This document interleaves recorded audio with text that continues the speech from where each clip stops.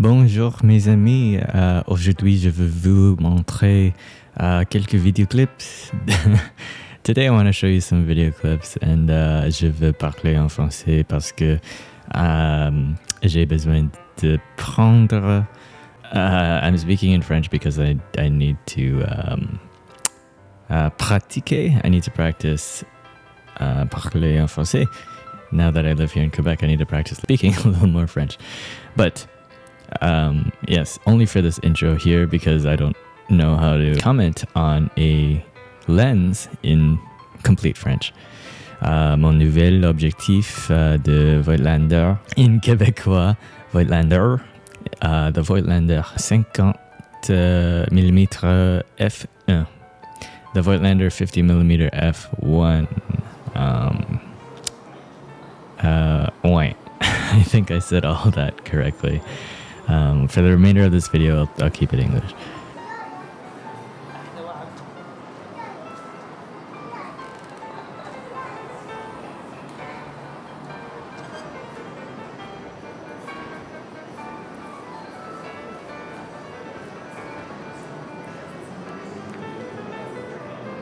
This video is going to be a little different because I'm just going to be commentating, I think is the word, commentating on the video clips that you see on screen. I'll be watching it at the same time and talking about how I shot or what my experience was shooting the specific clips on screen.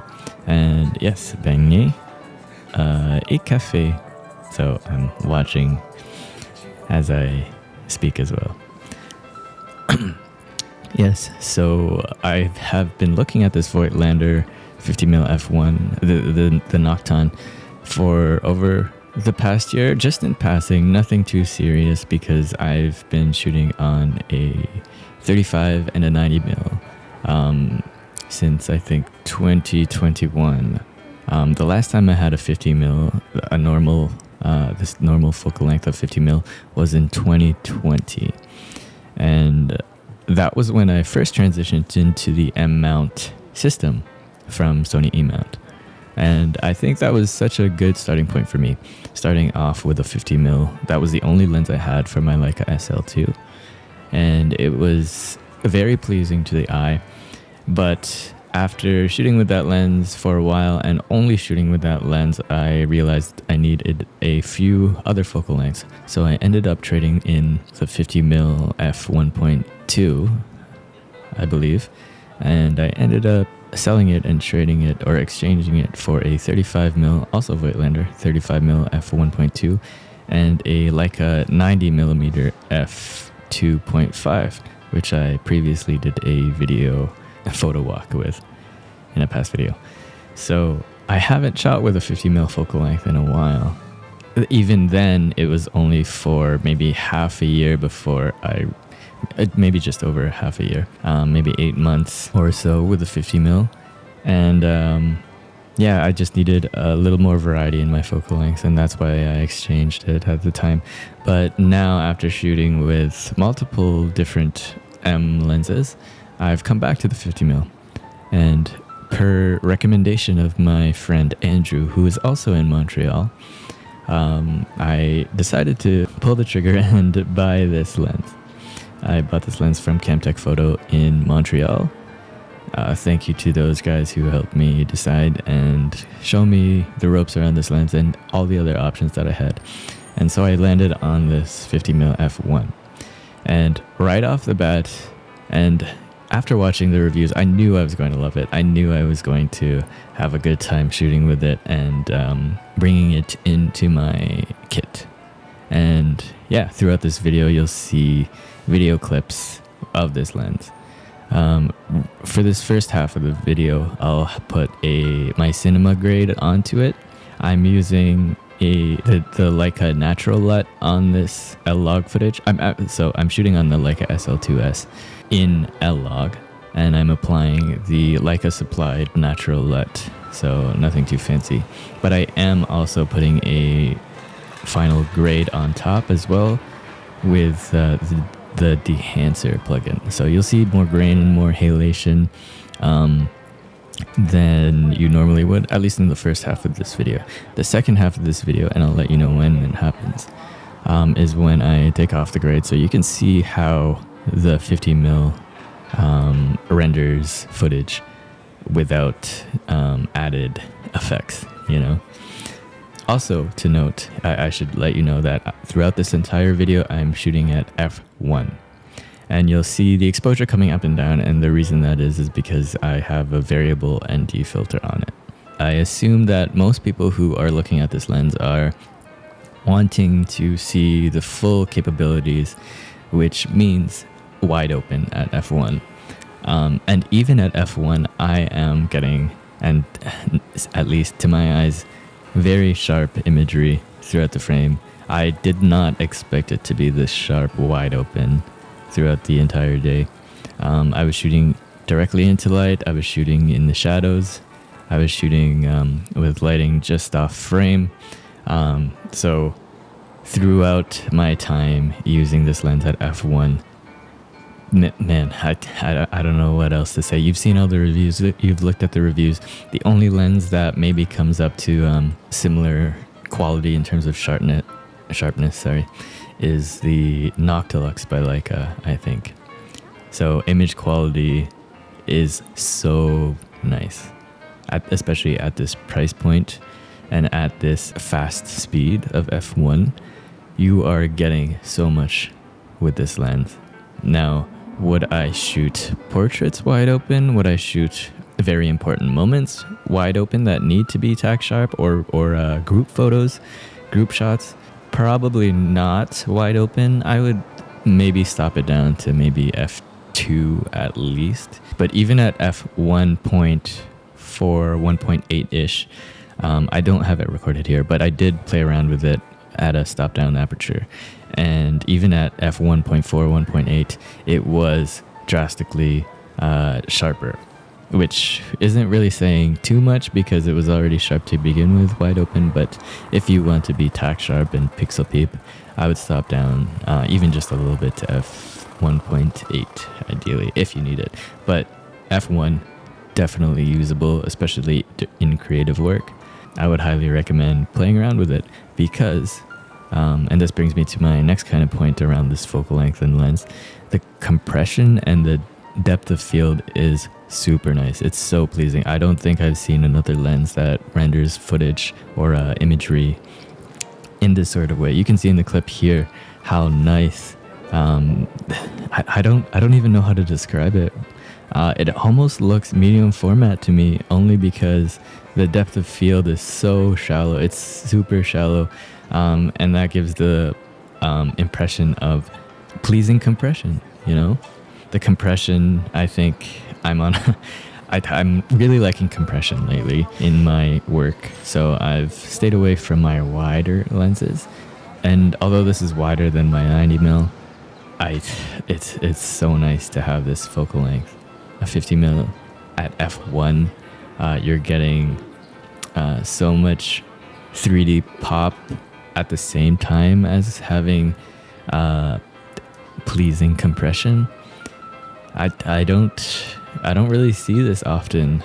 So 50mm, very nice compression, very nice separation at the same time, and it reminds me of medium format photography. I don't personally have experience with medium format photography on my personal end, but working with others who do shoot in medium format and seeing their final images, this is probably the closest lens that I have to producing medium format like imagery. And this is just video. And since it's video, it's in the Cine 4K resolution, which is 4096 by 2160, which is widescreen. If I had a camera that shot in open gate, I would have the vertical width as well. I would have the full frame, what's vertical? The full frame vertical length of the image as well. So I'm not getting complete medium format, but I know that if I was shooting open gate, this lens would produce medium format like qualities. So the first thing I noticed when I took this camera out of the box was the size and the weight of this lens. This is a hefty lens. It's 484 grams, so just under half a kilogram, basically half a kilogram. And you feel it, you definitely feel it. If you put this on a traditional M rangefinder, it will definitely be front heavy. It is front heavy. Andrew at Generic Photographer, he mentions in his video that it does make his kit front heavy. And I think that's fine. This trade-off is very insignificant when you compare it to all the benefits of what this lens gives you. And on my Leica SL2S, which you would have seen in the beginning of this video, it pairs very well to the Leica SL2S. The all-metal casing is very much appreciated. I don't think this lens would have been taken seriously if it was any plastic. Voigtlander knows what they're doing when it comes to manufacturing their lenses. The one thing I will say though, in association with the weight of this lens, is that the size of this lens is also traditionally bigger compared to other M lenses. M lenses are made to be discreet because of its, I think it's made with the expectation that it's for something like street photography where you want to be discreet, or reporting photography, journalistic photography where discretion is a priority. But this 50mm is a big one. The closest matching lens in terms of size is the Nokton 50mm. I think the Nokton is actually just a tad smaller than this Voigtlander. Maybe that's something you are wanting to consider when it comes to the size, because it will make your rangefinder very front heavy in terms of weight and front heavy in terms of like what the actual dimensions are of your camera. I know my other M lenses are quite a bit smaller in terms of width.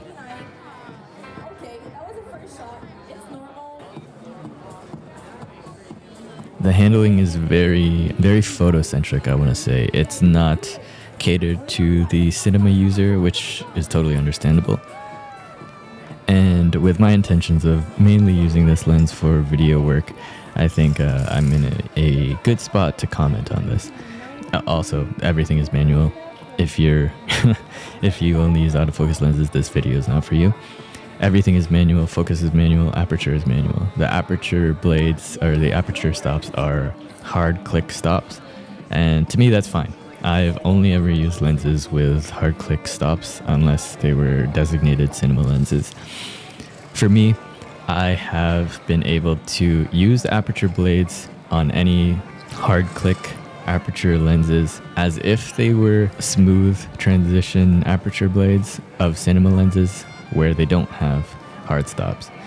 That's just me. If I absolutely know I need to stop down my aperture, I'll do it very slowly. So for any videographer, fellow videographer listening or watching this video, I would highly recommend practicing with your lenses so that you can transition exposure smoothly if you have manual lenses. For those of you who know me, I always advocate for manual lenses. Not only are they traditionally easier to attain in terms of pricing, I think professional cinema work also calls for manual lenses. Yes, so that's the handling with the aperture. Next was the focusing. The focusing on this lens is very, very nice. It's very different from my other M lenses and other traditional photo lenses. But I would say this lens leans more towards the cinema lens line of focus pulling. And I say this because the focus pull is very damp. It's so damp. It takes me a while to actually push and pull focus. I think maybe it's because it's a new lens and I just need to break it in. But the dampening is super nice and makes for very accurate focus pulling. And in terms of the focus throw, I think 90-degree focus throw, because it's so damp and because this lens is so wide in diameter, at least compared to other M lenses, it's easier to accurately and slowly pull and push your focus. So I really like the focusing of this lens. Not only is it compact enough to focus with one hand nicely, but it's also damp enough and wide enough to be accurate with my focus pulling with my thumb and index finger. for my fellow videographers, I would say practice with your hands, practice focus pulling with your equipment, and practice as much as you can. Yeah, so the handling is beautiful. Now, before this video ends, I did want to touch on some things I wish this lens could maybe improve on, and that's mostly the vignetting. You would have seen it throughout this video. There's massive vignetting, especially when I'm moving around. I'm not sure. This is probably fixed and corrected when you stop down your aperture smaller than f1. So I don't think it'll be an issue when you stop down a little. But if you are planning to shoot wide open, just know that there will be vignetting. And I'm not sure how they could improve on that, because f1 is such an uncommon aperture to work with. The vignetting, I think, comes with the territory. Just know that you'll have vignetting. The one thing I would say is, or suggest is, if you know you are going to be doing handheld or camera movement with this lens, I would stop it down. Especially when you are working with in-body image stabilization, the sensor is moving around in there, and that's why the vignetting moves around with it. So as the sensor tries to compensate for shakiness and tries to stabilize your footage, it's also moving the vignette of the lens that it projects onto your sensor. So stop down your lens if you know you're going to be working with motion with your IBIS camera, IBIS body, just to mitigate that kind of extreme vignetting. You can always fix it in post. It's just a little harder to do when the vignette moves around with your IBIS compensation. Yeah, I think the vignetting is mainly the only issue I really had, and it's not even really much of an issue. I think it's something that, again, just comes with the territory. If you're working with fast aperture, you're going to notice more prominent vignetting, and regardless of which lens you're on. In terms of the Voigtlander brand, I love Voigtlander, especially with the price point that they're at. The quality of lenses that they're producing lately has been stunning. I can't wait for them to put out even more lenses.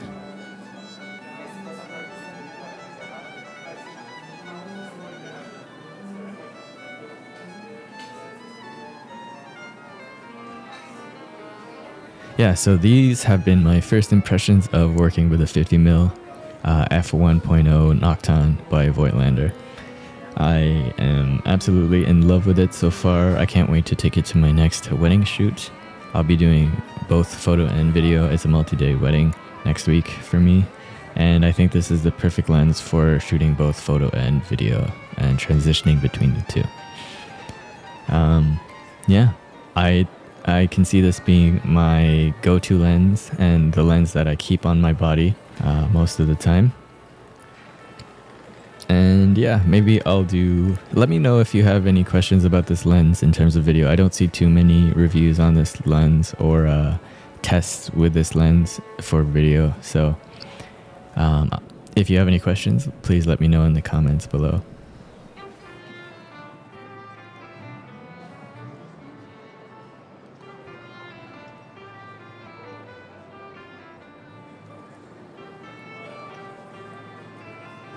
Yeah, so I hope you've enjoyed this video. Thank you for watching and listening. This has been a new type of format for YouTube for me, because I'm just spitting off the cuff about what I think about the footage on screen and stuff. So there was nothing too planned about this video. I'm just speaking about what stood out to me the most while using this lens. And yeah, I hope I was able to address any questions that you might have about this lens, and especially in terms of video. So once again, thank you all for watching and listening, and I'll catch you all in the next one.